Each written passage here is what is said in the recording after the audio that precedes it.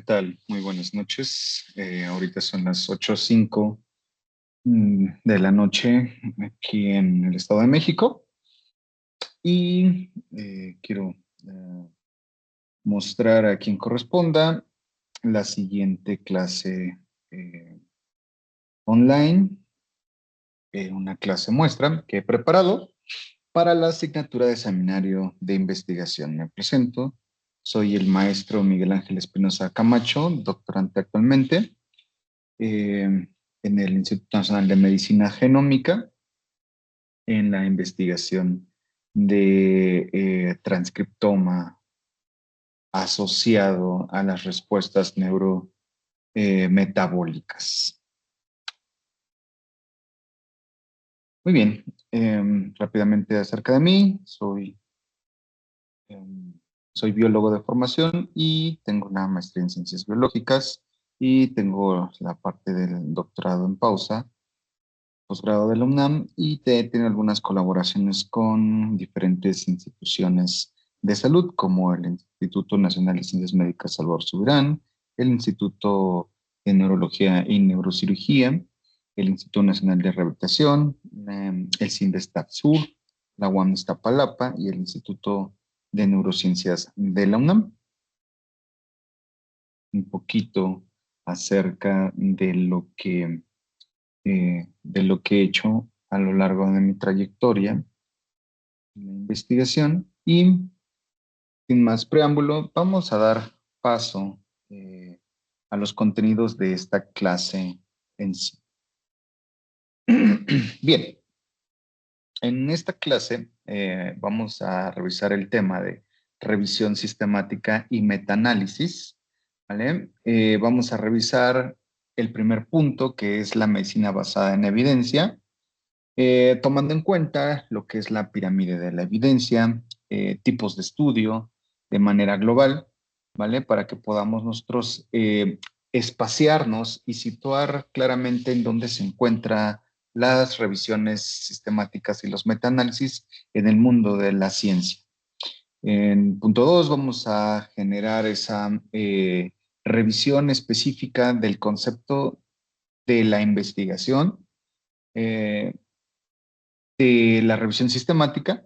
Vamos a revisar su definición, los objetivos, las etapas, ¿vale? Esto es bien importante porque justamente este tipo de investigaciones tienen ciertas etapas ordenadas muy específicas que generan una gran relevancia en los resultados que se pueden obtener de estas investigaciones.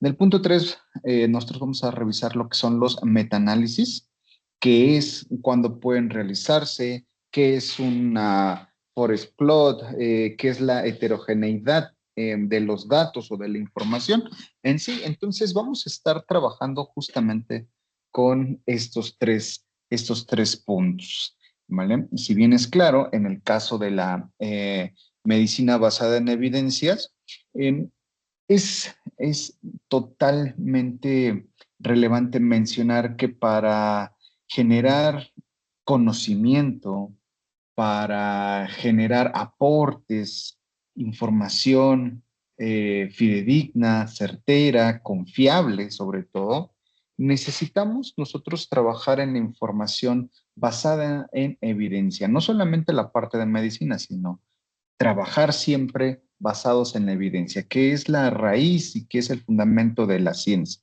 tener siempre esa verificación de la información. Como por ejemplo, aquí vemos nosotros una imagen, ¿verdad? Un tubito que tiene dentro un cerebro. Entonces, en medicina y en diferentes disciplinas para estudiar las funciones orgánicas, las funciones celulares, las funciones bioquímicas, las interacciones que se dan entre diferentes elementos a múltiples niveles, es necesario siempre contar justo con esa evidencia que podamos nosotros evaluar, que podamos determinar, que podamos nosotros poder verificar la información para poder comprender los fenómenos naturales, los fenómenos biológicos, los fenómenos fisiológicos que pueden llegar a suceder en nuestro organismo. Y en primera instancia, nosotros no podemos entender eh, que para realizar las investigaciones nos podemos basar en cualquier información. No, al contrario, nosotros debemos comprender y reconocer que para trabajar con la información en la investigación necesitamos justamente ese aporte de evidencia, ¿vale? Comenzando con esta parte de la medicina basada en evidencia, es necesario que nosotros podamos eh, trabajar siempre con metodologías que nos permitan medir, que nos permitan comparar, que nos permitan verificar, ¿verdad? Lo que mencionábamos hace unos minutos, verificar esos datos, esos aportes que nosotros vamos obteniendo. Hoy en día, la literatura científica a nivel mundial genera miles y miles de reportes de investigaciones en diferentes campos. Estamos en la era de la información y en la era ya no solamente digital, sino en la era de la inteligencia artificial. Entonces, nosotros tenemos ahorita la tarea en la investigación de discernir qué información es fidedigna, qué información no es válida y cuál sí lo es y por qué. Por sobre mencionar si es válida o no, tenemos que tener una justificante de por qué y explicar por qué es válida o bien lo contrario. Entonces, para eso se encuentra esta base teórica científica de la medicina en justamente en los hechos científicos, en las investigaciones, ¿verdad? Eso es lo que separa el conocimiento clínico en salud de lo que es el conocimiento empírico. Si nosotros partimos de conocimiento empírico, entonces es un conocimiento, no es que sea inválido, ¿verdad? Sino que no es completo, no es certero, no es confiable. Entonces nosotros tenemos que siempre trabajar en ciencias de la salud con la información más certera, más confiable, ¿verdad? Dice acá, integra la mejor evidencia científica, la experiencia clínica y los valores del paciente. En este caso, justamente podemos nosotros integrar este fundamento científico con lo que ocurre en nuestra realidad, ¿vale? En lo que ocurre en la realidad clínica. Dos, facilita la toma de decisiones informadas en prevención, diagnóstico y tratamiento. ¿Ok? Si nosotros partimos de información ya verificada, ya validada, podemos trabajar protocolos, ¿verdad? De práctica clínica, podemos trabajar diversas técnicas y estrategias que sean beneficiosas en el caso de médicos, en el caso de enfermeros, en el caso de fisioterapia, en el caso de nutrición, etcétera. Siempre, si nos basamos en estas evidencias, podemos trabajar entonces en la parte clínica de una mejor manera, con un sentido específico, con un sentido dirigido a resolver los problemas de cada uno de los pacientes, de cada una de las personas, ¿verdad? En diferentes modalidades, en diferentes campos de la salud. Dice acá, promueve el uso de investigaciones de alta calidad para mejorar la atención en salud, ¿vale? Justo lo que mencionamos. Una vez que nosotros comprendemos la importancia de esta información, es indudablemente necesario tomarla en cuenta para generar que, pues, esa atención en salud.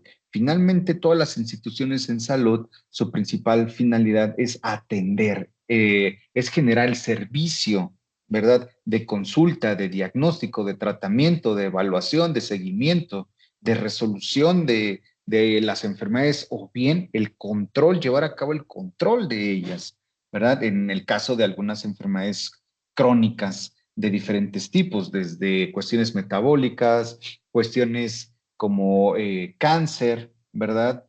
Alteraciones congénitas, muchas, eh, muchas patologías, ¿verdad?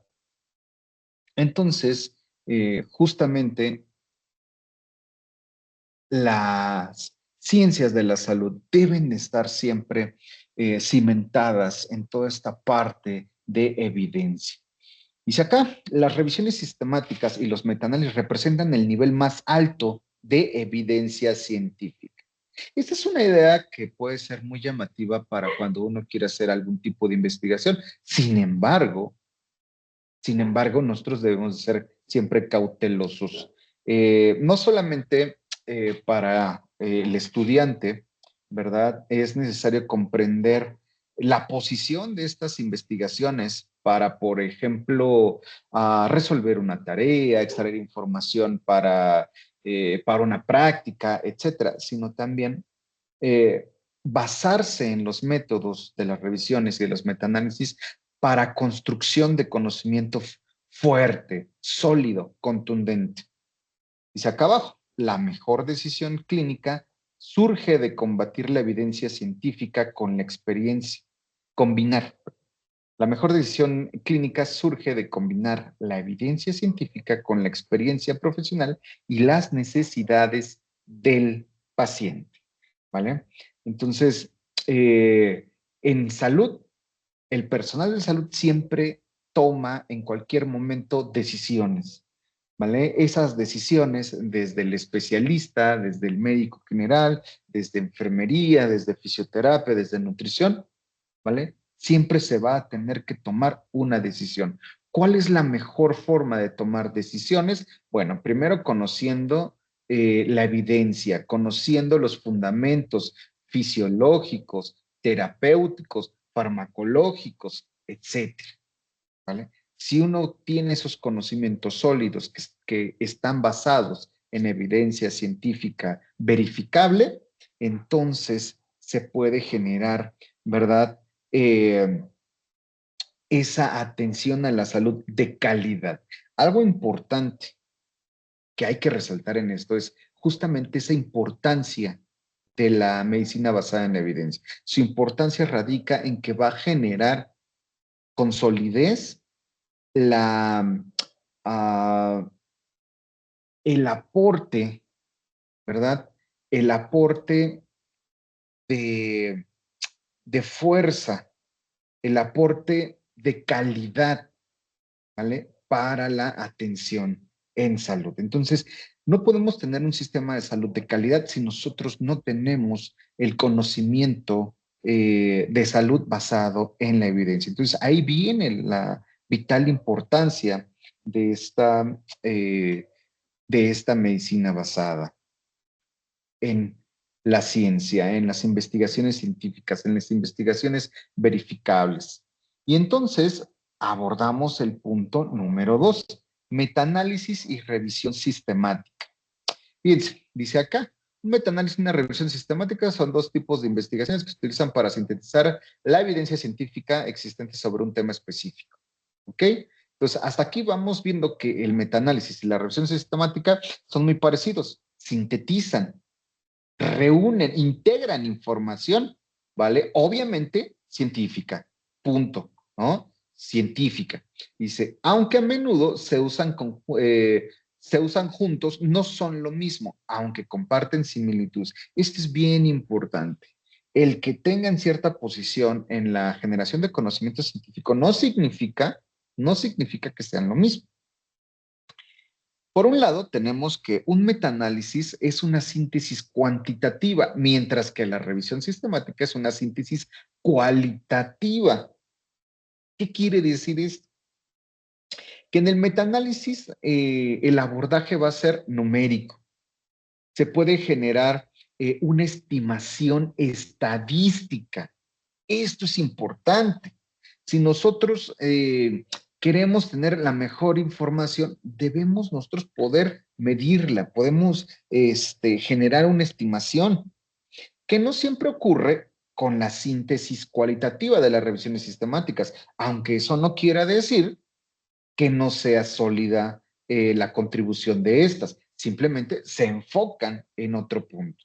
Metaanálisis, análisis cuantitativos, estimación estadística, mientras que las revisiones sistemáticas es esa revisión de síntesis de información cualitativa. Para ir comprendiendo estos dos conceptos muy robustos, podemos nosotros verlo de la siguiente manera.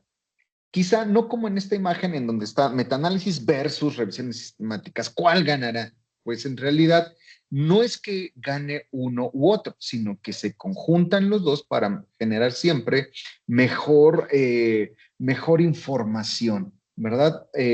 Un resumen específico con diferentes atributos. Pero no nos vayamos a confundir. Si un investigador publica un metaanálisis, ¿a fuerzas tiene que publicar una revisión sistemática? No, claro que no. Estos análisis se realizan generalmente por expertos. Expertos dirían de manera conservadora antigua, gurús, ¿no? Esas personas con mucha experiencia en cierto tema, que tienen la capacidad analítica de revisar un número importante de investigaciones, generar una estrategia, ¿verdad? Una estrategia que nos ayude a filtrar la información que nosotros deseamos. Y muchas veces esto no nos debe de desalentar, ¿verdad? Como estudiantes, pero sí necesitamos saber que para tener visiones más amplias necesitamos nosotros mucha experiencia en la lectura de la información científica, ¿vale? Generalmente estos tipos de trabajo, ya sea metaanálisis o revisión sistemática, eh, generan o trabajan con herramientas que les ayudan a filtrar información. Porque si nosotros ahorita buscamos, no sé, Alzheimer en un buscador científico, PubMed, por ejemplo, de los más utilizados por los estudiantes, entonces nosotros vamos a encontrar miles de investigaciones publicadas en este año, más las publicadas en 2025, 2024 y desde los años 90. Entonces podemos encontrar miles de trabajos de investigación. Una pregunta sería, ¿todos esos trabajos de investigación científica son, ¿qué será? Actualizados, son válidos actualmente, o ya no son válidos, o ya es información pasada, ya no sirven. Este tipo de cuestiones nosotros nos las debemos de preguntar justamente cuando queremos diseñar un metaanálisis. Nos las debemos de preguntar porque en este caso la, eh, la forma en la que nosotros reflexionemos, analicemos las estrategias de búsqueda nos van a facilitar nuestros resultados. Ahorita vamos a ver incluso estas herramientas de Pico, estas herramientas de Prisma que nos ayudan justamente a ese filtrado. Para comprender la importancia de los metaanálisis de las revisiones sistemáticas, podemos nosotros ver esta pirámide, ¿verdad? De evidencia. Dice aquí calidad de evidencia, nada más que está en inglés. Y acá vemos información de volumen o volumen de información, como ustedes lo quieran ver o traducir, ¿verdad? Y tenemos seis niveles que están generalmente bien enmarcados. Tenemos esa información de personas que son expertas en un tema y que pueden generar una opinión.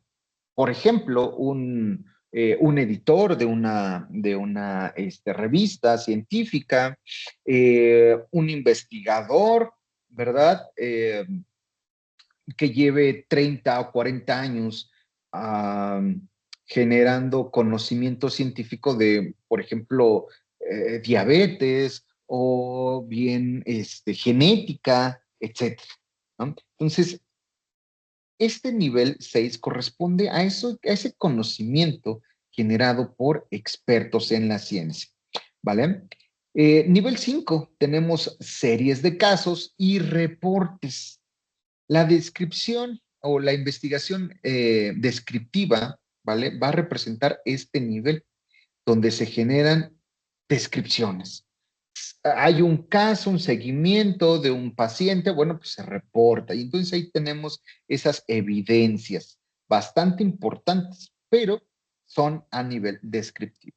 Tenemos el nivel 4, estudios de casos y controles. ¿Qué quiere decir esto de casos y controles? Bueno, estudios Desde el punto de vista biomédico o epidemiológico, son los que generan la metodología o la definen las metodologías para ese tipo de estudios. Se mencionan que, bueno, se pueden hacer descripciones, pero también análisis entre las variables y los factores de estos dos grupos, ¿verdad? En los estudios. Y pueden ser más grupos. Aquí, digamos, la parte más sencilla sería caso y control. ¿Qué quiere decir un caso? Una persona que tiene una condición que se desea estudiar. Por ejemplo, una enfermedad. Puede ser personas que tienen Parkinson o tienen Alzheimer versus aquellas personas que no tienen esa condición. Y entonces estos estudios nos ayudan a comparar primero la descripción y después el análisis de los factores, que pueden ser desde cuestiones causales, desde cuestiones de asociación, cuestiones de prevalencia, de incidencia, etcétera.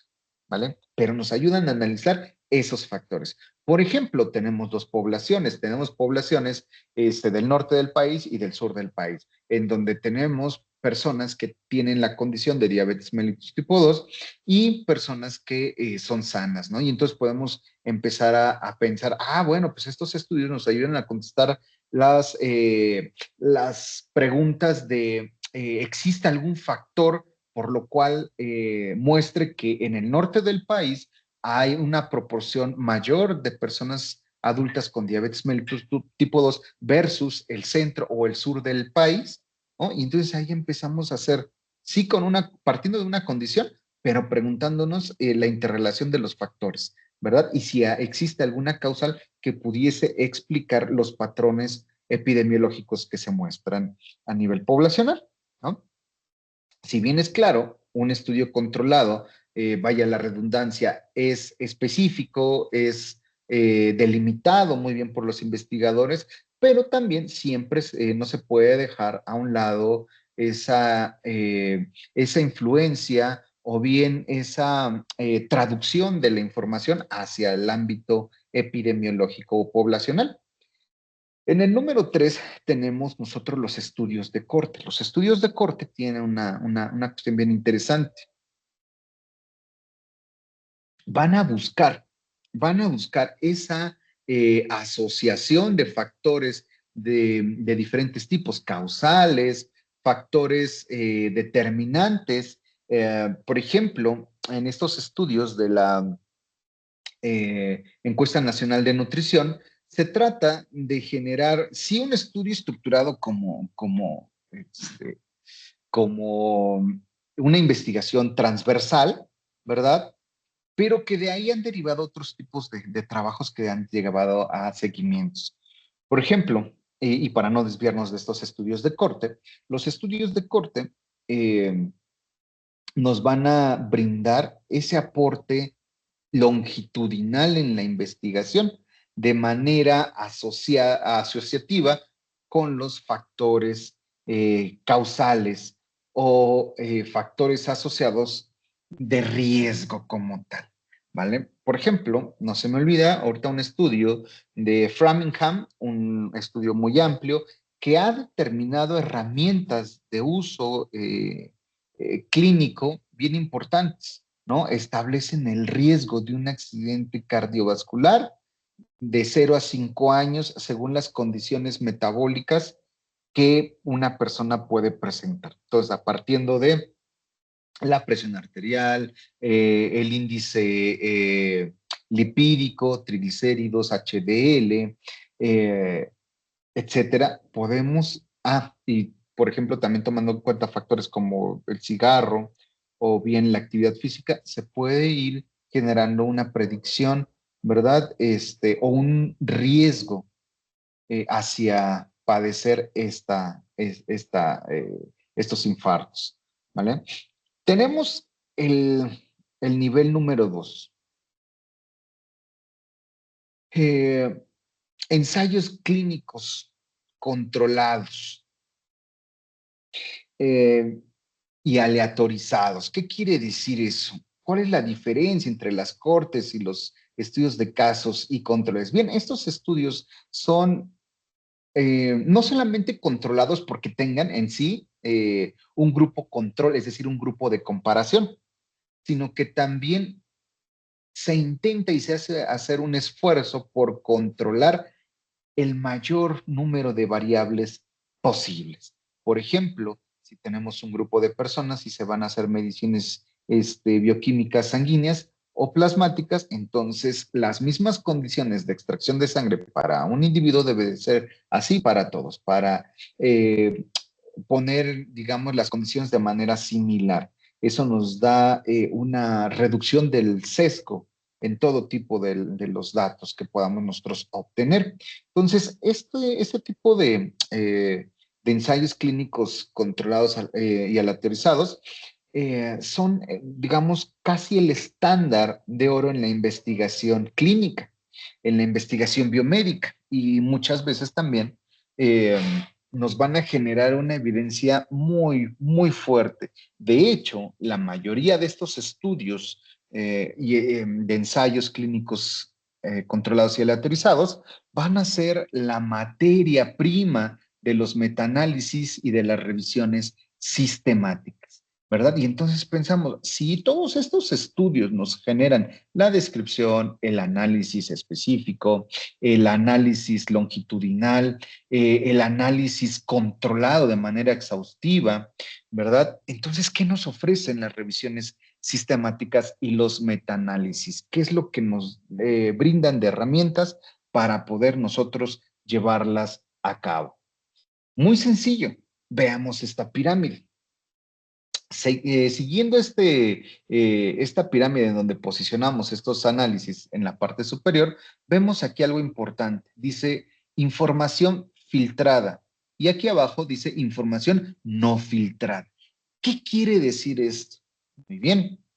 Esta información no filtrada pertenece a justamente estos niveles inferiores de investigación. Por ejemplo, acá, y no me refiero a inferiores porque valgan menos o den menos aporte, claro que no, sino que pueden estar en esta parte de cimientos de la pirámide de evidencia y de calidad. Entonces, eh, estos estudios de corte o ensayos controlados se dice que no son información filtrada porque pertenecen a un grupo de investigaciones donde el investigador principal comanda los objetivos, liderea la investigación junto con su grupo, generan una investigación rica y fructífera, ¿verdad? Pero si lo queremos ver de la siguiente manera, es una investigación de una enfermedad revisando un punto específico de esa enfermedad en ciertos pacientes específicos, ¿verdad? Y entonces decimos, ok, muchas enfermedades se pueden encontrar de manera específica en ciertas regiones, ¿verdad? Aisladas incluso, pero eso quiere decir que con un solo estudio podemos estudiar, pero un solo estudio podemos revisar nosotros los resultados de diferentes poblaciones o en diferentes países, es la misma situación. Entonces, se dice que aportan mucha información, pero que no están filtrados, porque solamente es una óptica, ¿verdad? Claro, científica, con evidencia, pero de un aspecto muy en particular, ¿verdad? Y entonces, cuando nosotros decimos cuál es la información filtrada, nos referimos a una información que nosotros queremos observar tal cual es. No solamente por la óptica de que es específica de un lugar y entonces es importante, no, sino que acá partimos de que queremos ver, por ejemplo, una foto panorámica científica de lo que en la actualidad se conoce de una enfermedad, por ejemplo, de un tratamiento, de un fenómeno celular. Entonces, esta información nos ayuda a acotar, pero también revisar de manera amplia. Y la filtración de información es totalmente necesaria para ello. Justamente tenemos aquí este diagrama que puede simbolizarse como la herramienta Prisma, ¿verdad? O que puede definirse como la herramienta Prisma, en donde nosotros tenemos estas 4 etapas: identificación, ¿verdad? de la información, filtrado, elegibilidad y los estudios que nosotros podemos incluir en una revisión. Fíjense, puedo adelantar. Para diferenciar el metaanálisis de la revisión sistemática, también es necesario que podamos nosotros ver qué similitudes tiene. Objetivo en común, ambos buscan reunir y analizar la evidencia disponible de estudios previos para responder una pregunta de investigación. La metodología rigurosa, y esto es bien importante, ahorita que les presenté este diagrama, justo es una muestra de la metodología que se sigue. Se basan en métodos predefinidos y transparentes, criterios de inclusión y exclusión, es decir, nosotros vamos a decidir qué investigaciones entran en nuestro análisis y qué no, pero deben de ser de manera objetiva. ¿Qué quiere decir de manera objetiva? Que sea real, que cumpla lo que nosotros estamos enfocados a investigar. Por ejemplo, si nosotros buscamos enfermos con diabetes mellitus 2 adultos, bueno, primero tenemos que definir qué consideramos como adultos, qué es lo que dicen las guías clínicas, la parte de epidemiología, ¿vale? Y nosotros decimos, bueno, pues, por ejemplo, en el estudio de la ENSANUD, dicen adultos mayores de 20 años. Ah, bueno, pues entonces toman en cuenta esas personas mayores de 20 años. Adultos de 18 años. Ok, entonces a partir de 18 años son esos adultos. Si ese individuo tiene la enfermedad que nosotros queremos buscar, pero tiene 17.9 años, entonces no. Entonces, así son los criterios de inclusión. Si en ese punto que se definen y se toma decisiones no se cumplen los criterios, entonces se excluye esas investigaciones científicas, ¿vale?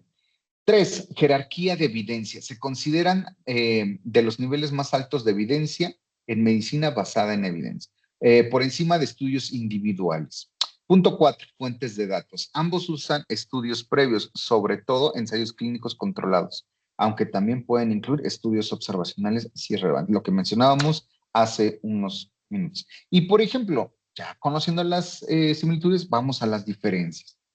¿Verdad? En el caso de las revisiones sistemáticas es una síntesis cualitativa de la evidencia científica, mientras que en el metaanálisis es cuantitativa.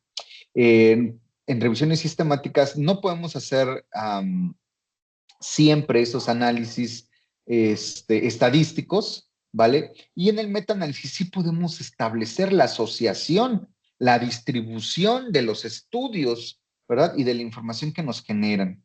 El resultado final, revisión sistemática resume hallazgos, identifica vacíos y evalúa calidad. Y en el caso de los metaanálisis, proporciona un valor numérico agregado del efecto. Podemos nosotros determinar eficacia, riesgo, etc. Visualización típica. Nosotros podemos en las revisiones sistemáticas generar tablas y texto. Generalmente, esas revisiones sistemáticas muy amplias pueden arrojarnos tablas muy densas. No sé si en alguna ocasión han revisado algún artículo de este tipo y ven que hay una tabla que son 2, 3, 4, 5, 6 páginas del artículo. Y cada una de esas tablas tiene el título de la investigación, los autores, qué universidad, cuál era el objetivo, cuál era el tratamiento, en qué consistía la metodología, etcétera, en quién se aplicaba. O sea, toda una serie de criterios definidos a revisar. Y en el caso del metaanálisis tenemos gráficas como los forest plot. Ahorita los vamos a ver. La dependencia de datos.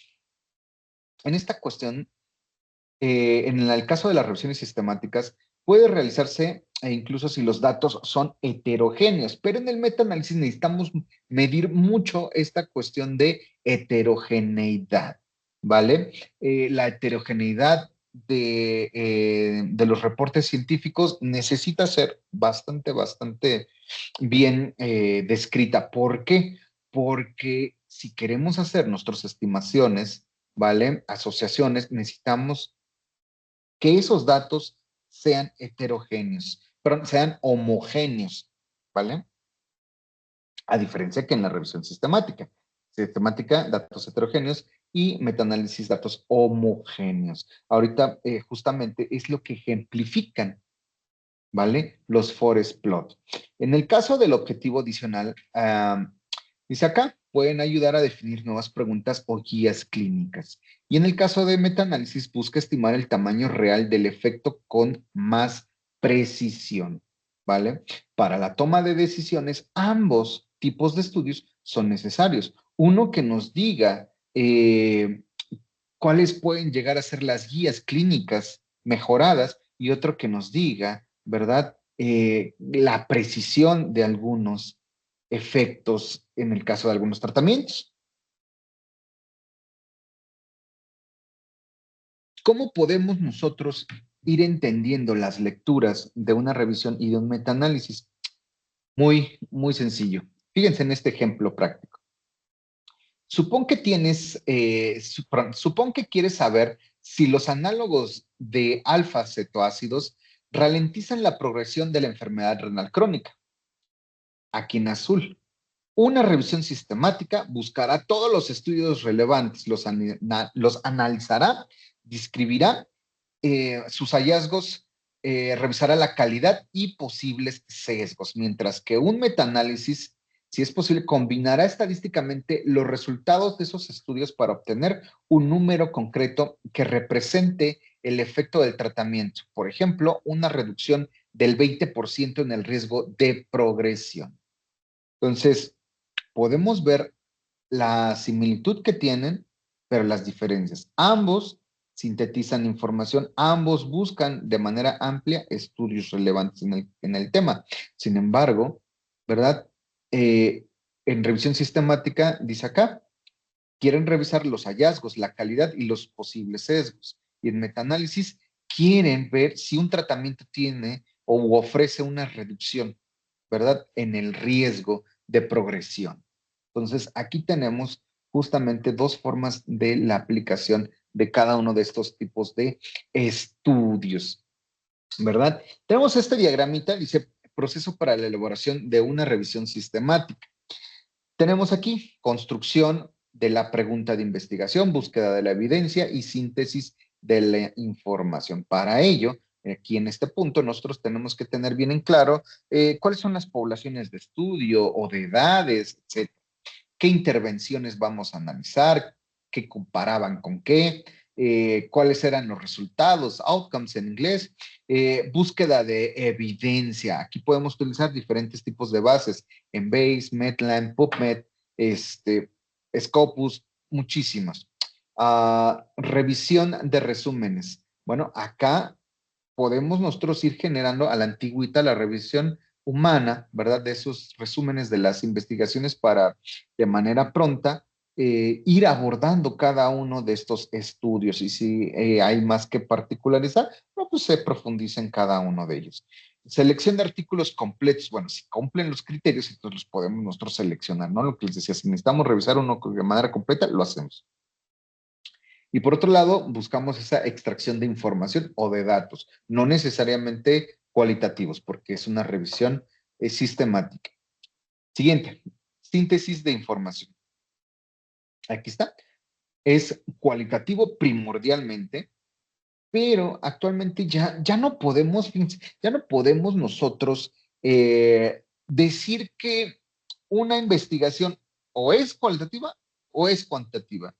Estamos en una época en donde ya la investigación puede llegar incluso a generar rupturas de algunas fronteras de epistemológicas. Por ejemplo, actualmente la gran mayoría de las investigaciones biomédicas son mixtas.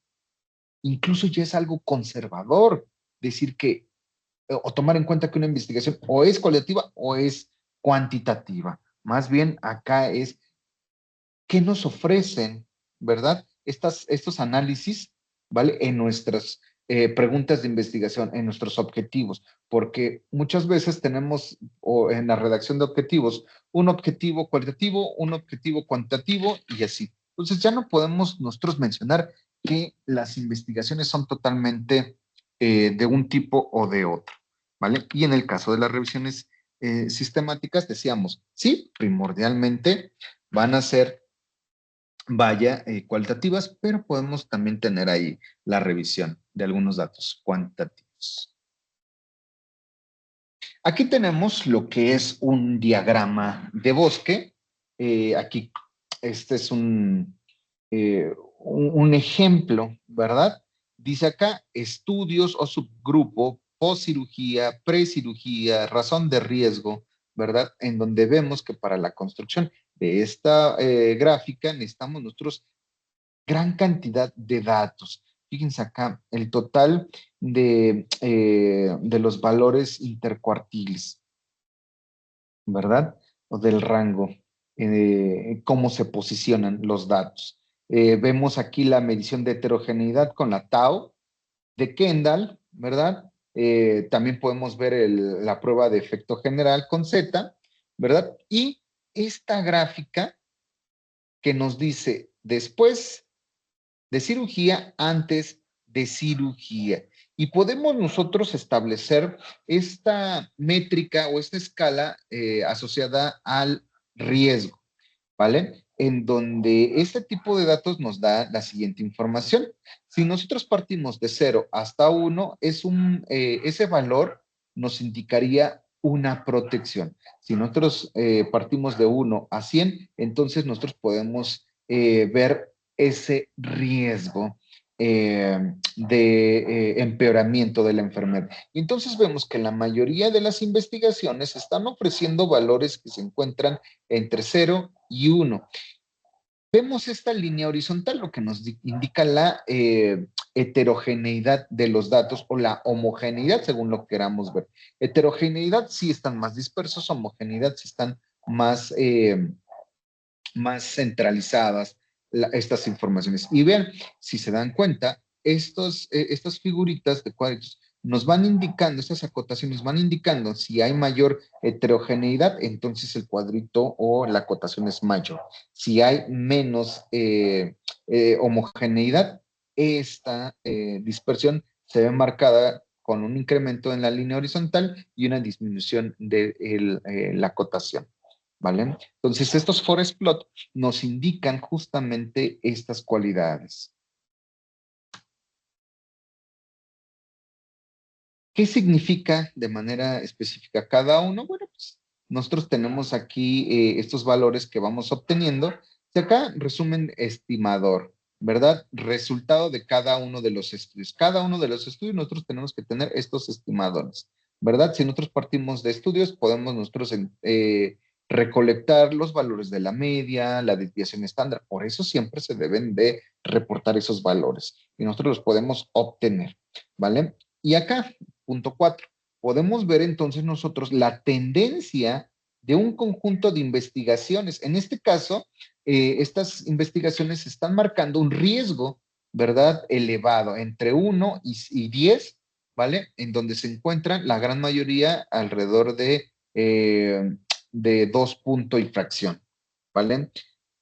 Entonces, este esquema o estos forest plot nos ayudan a interpretar, ¿verdad? Los cambios en el riesgo, ¿ok? Otra gráfica, los funnel plots, es justamente esos esquemas que nos ayudan a interpretar eh, los hallazgos. Uno, fíjense, acá tenemos en este eje de las Y el error estándar y por otro lado tenemos la razón de momios. Un poco similar a los forest plot, ¿verdad? Me voy a regresar acá, ¿verdad? Que también tenemos estas escalas de riesgo, aunque aquí es riesgo relativo, ¿verdad? Acá tenemos razón de momios. Si bien es claro, cada una mide cierta asociación con una exposición o con un efecto causal, ¿verdad? Cada una de estas gráficas es de manera diferente, o nos va a dar información de manera diferente. Por ejemplo, tenemos aquí, dice 2, la variabilidad, ¿verdad? Entonces, ese error estándar, ¿vale? Acá lo vemos como variabilidad. Tenemos estos límites de este triangulito. Dice aquí posibles estudios no incluidos. Si nosotros vemos que hay un faltante en esta distribución de estudios, podemos decir o que faltan, o que no se han realizado, o que no los estamos tomando en cuenta. Esto basados en qué? En em, en la asociación, ¿verdad? De factores y las enfermedades, o bien los estudios que estemos nosotros analizando.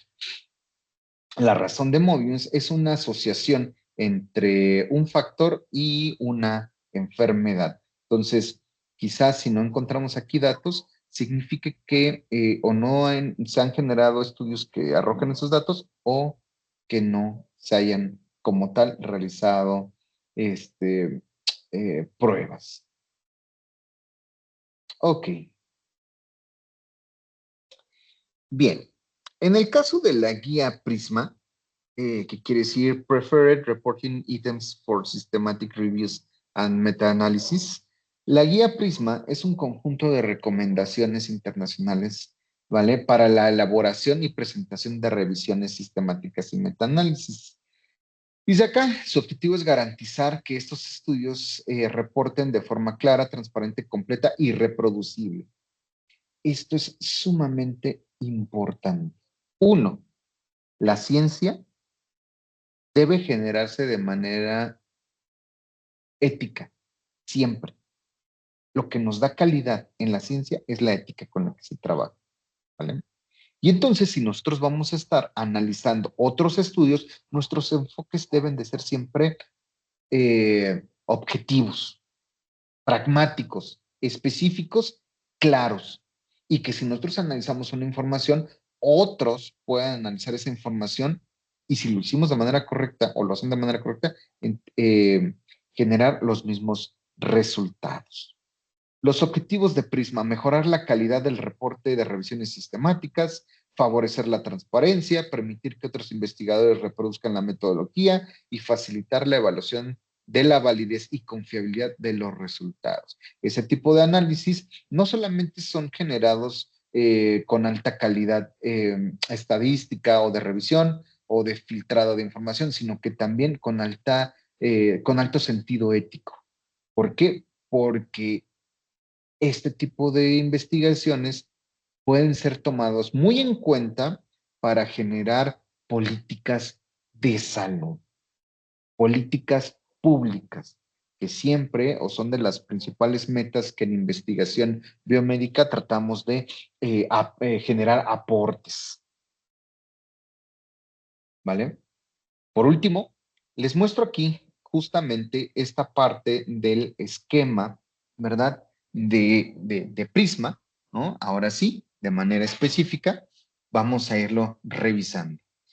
Identificación primero, tenemos el punto 1, identificación, donde comenzamos a mencionar registros identificados mediante la búsqueda en las bases de datos, registros adicionales identificados mediante otras fuentes. Entonces podemos decir, bueno, pues podemos partir de estas fuentes y los vamos integrando. Revisión, se van a generar la revisión de resúmenes después de eliminar duplicados, es decir, si encontramos en diferentes bases las más investigaciones, las vamos eliminando. Eso nos puede parecer medio extraño, pero es altamente frecuente. Después de esto, nosotros tenemos esos resúmenes seleccionados y también los resúmenes excluidos o bien las investigaciones excluidas. ¿Por qué? Porque pues, no tienen los criterios que nosotros solicitamos. Elegibilidad. Número total de artículos completos evaluados para elegibilidad. Y también tenemos aquellos artículos completos excluidos y razón de su exclusión. Entonces, una primera filtración de la información es para tener el compendio de los resúmenes. Otra es para tener ese compendio de artículos completos. Y posteriormente, la inclusión. Los estudios que van a ser incluidos para la síntesis cualitativa o cuantitativa en el caso de revisión. Estudios incluidos para síntesis. va a ser el último punto, ¿vale? Y es el que más trabajo va a demandar. Son trabajos de investigación que procesan gran cantidad de información. Y si nosotros conjuntamos esa capacidad analítica robusta, esa capacidad analítica estadística, esa capacidad de integrar información actual, fidedigna, replicable, entonces nosotros podemos decir por ello que este tipo de estudios son los que se encuentran en la pirámide de evidencia científica más elevada.